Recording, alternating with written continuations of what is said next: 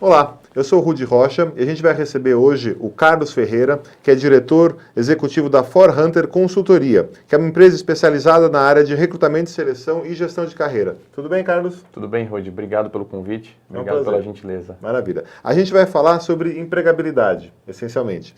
Então, a primeira coisa que eu queria te perguntar é quais são os principais desafios que as pessoas enfrentam hoje para desenvolver e manter a sua empregabilidade?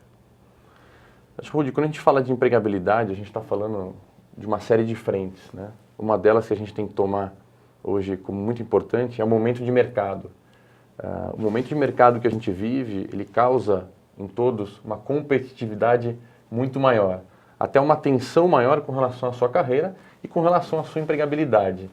Então, a manutenção hoje da empregabilidade de um profissional no mercado que a gente vive tem como primeiro pressuposto olhar o momento de mercado em que se insere essa pessoa, qual é o segmento que essa pessoa atua, como está a competitividade dessa pessoa neste mercado e, claro, se a pessoa entender que para que ela mantenha e possa aumentar a sua empregabilidade, eu acho que tem dois fatores muito importantes.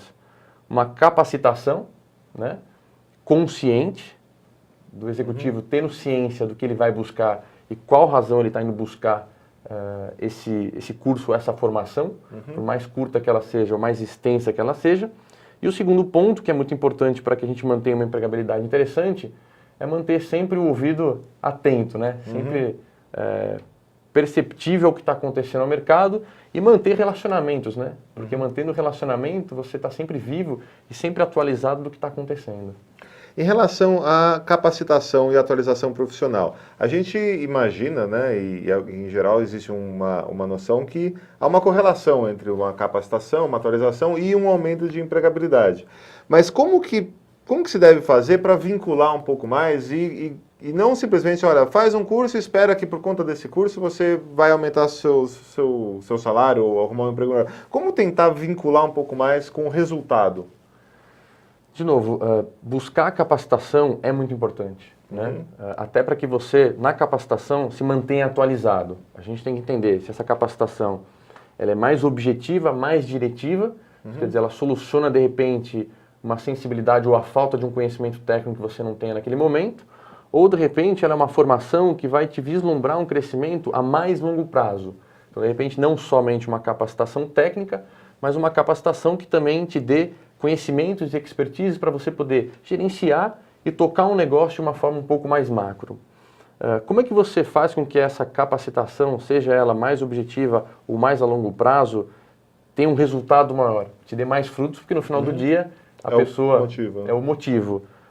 Aqui acho que tem duas análises bem interessantes, Rudi. O primeiro deles é, para que eu estou exercendo esse curso, para que eu estou buscando esse curso, e qual o momento da estrutura que eu vivo para que eu possa buscá-lo. Você até pode buscar uma capacitação vislumbrando um passo seguinte, mas você tem que ter essa consciência e um certo controle em cima disso. Porque quando a gente está olhando carreira e a gente está olhando desenvolvimento, Rudi, a gente está olhando da relação, no mínimo, entre duas partes. O profissional e a empresa na qual ele trabalha ou que ele vislumbra trabalhar. Então, para que o curso tenha uma assertividade maior e permita a ele ter uma aderência e, por consequência, um ganho por intermédio desse curso, primeiro, compreender novamente o momento que ele vive, se existe espaço para que ele se capacitando, ele possa pleitear um desenvolvimento, e sabendo ler e fazer uma leitura do momento que ele vive na empresa, para que ele possa, junto com o seu empregador, junto com a sua liderança, ou com o mercado, se for a intenção dele de buscar uma movimentação, aproximar esse conhecimento novo para que ele possa suprir dentro da empresa essa nova competência. Então, acho que tem, de novo, o trabalho de consciência real do porquê dessa formação e um trabalho paralelo, claro, que é onde ele vai aplicar, da empresa que ele está naquele momento ou que ele visa buscar. Se ele souber fazer essa aproximação, se ele conseguir deixar isso cada vez mais próximo, ele consegue aproveitar com muito mais ganho para os dois lados, né? Perfeito.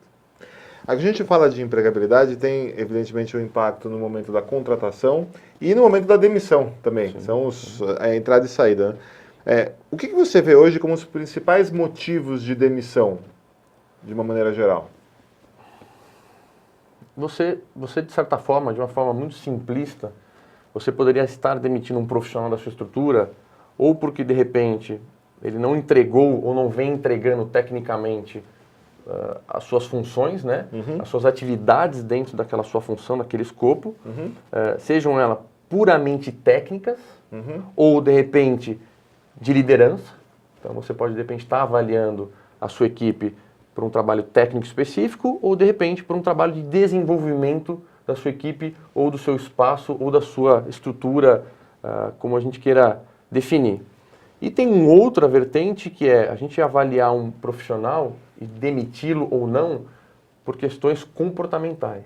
Então, a gente está falando de duas frentes, que no meu ponto de vista, eles andam muito próximos. Né? O que você tem que entender é qual que é a atividade que você contratou o profissional e como é o desenvolvimento dentro daquela carreira, se é uma carreira que sempre vai buscar o desenvolvimento técnico, se é uma carreira que num certo momento vai se exigir um lado mais administrador, gestor e líder, para que você possa então fazer uma boa avaliação no decorrer do desenvolvimento desse profissional.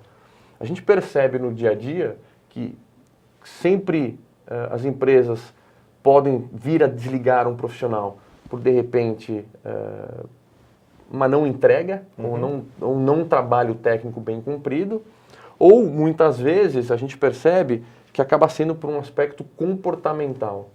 A gente muitas vezes tem uma percepção de que dá-se uma sensação de que o comportamental, e a gente sabe que isso vai causar aí um reflexo muito grande no ambiente de trabalho, diretamente com um subordinado, diretamente com um par ou com um nível superior, que muitas vezes esse conflito é um conflito que, porventura, acaba levando a um número maior de desligamentos, né? E você pode ter um terceiro desligamento, que é uma questão de reestruturação, que é uma decisão estratégica da empresa, que muitas vezes não vai estar na mão do profissional, nem por uma questão técnica e nem em virtude do seu comportamento diário dentro da empresa, né? Essa seria uma terceira frente do porquê a gente pode vir a ter um desligamento hoje no mercado de trabalho. Mas você vê alguma preponderância em relação a algum desses ou varia muito de acordo com cada mercado, com cada setor? Varia de acordo com o mercado, varia de acordo com o setor e varia até com relação à real descrição da empresa do que ela pede e exige de um profissional. Porque, de novo, ela pode vir a desligar um profissional por falta de liderança. E aí vem uma pergunta, ela desenvolveu esse profissional para fazer liderança? Então, eu acho que o processo de desenvolvimento e de vir a desligar um executivo está muito direcionado ao desenho que eu tenho para ele e ao quanto eu, como empresa, também transfiro para ele. Porque a gente está falando de uma relação de trabalho, uma relação mínima de duas partes. Né? São entregas, são vontades e são desejos de um lado como do outro. No nosso caso pontual, de alguns projetos que nós vemos tocando no mercado, a gente tem percebido que alguns desligamentos de alguns mercados, de novo, específicos que nós atendemos, que o aspecto comportamental, muitas vezes, tem sido um fator mais preponderante do desligamento do que necessariamente o técnico. E até para o retorno dos clientes, a gente percebe que eles nos formalizam o seguinte: às vezes é mais fácil, dentro da estrutura e do nível que essa pessoa tem na empresa, eu desenvolvê-lo tecnicamente e dessa forma suprir pontualidades e colocá-los em cursos, às vezes, um pouco mais curtos para suprir, ou cursos mais longos, se a gente está visando um desenvolvimento dessa pessoa, de repente é uma gerência, uma diretoria, mas nós percebemos no dia a dia que a inter-relação entre aquele ambiente, a equipe e a estrutura, muitas vezes tem feito com que a gente desligue a pessoa por comportamento, porque é um pouco mais sensível eu desenvolver ou eu mexer nisso. Ou talvez vai me precisar de um tempo muito mais longo para que eu faça um trabalho dentro da empresa, para que eu consiga suprir esse ponto comportamental. Via de regra, é mais fácil você desenvolver um aspecto técnico do que mudar o comportamento de uma pessoa, né? Tende a ser mais prático, né? Tende a ser mais objetivo. Você, de repente... É fácil de mensurar, de ver se foi ou não? Sim. O comportamental, porque quando a gente fala do técnico, a gente está falando que a empresa ela pode entregar um pouco mais de informação técnica e dar um prazo para que essa pessoa absorva, desenvolva e venha executar. Então a gente tem uma sensação que talvez seja mais entrega da empresa e aí, num segundo momento, responsabilidade da pessoa que está absorvendo. Quando a gente está falando de um aspecto comportamental, a gente está falando que para que isso comece a ter uma mudança, comece a ter um desenvolvimento, parta da pessoa. Então, se a pessoa tiver a vontade e o desejo de um autodesenvolvimento e, para isso, primeiro, um autoconhecimento, a empresa ou a liderança, para que ela possa entrar nessa particularidade, É um pouco mais difícil ela entrar nessa intimidade da pessoa do que ela entrar numa ferramenta técnica, demonstrar, treinar e a pessoa começar a desenvolver. Né? Então, é bem sui generis, é bem particular essas duas frentes. Mas o comportamental, a gente tende a ver que as grandes lideranças... São mais problemas, né? São mais problemas. Tá ótimo. A gente vai encerrar aqui a primeira parte dessa nossa entrevista e na segunda parte a gente vai falar sobre fatores críticos de manutenção e desenvolvimento da empregabilidade e novas dinâmicas do mercado. Acompanhem com a gente.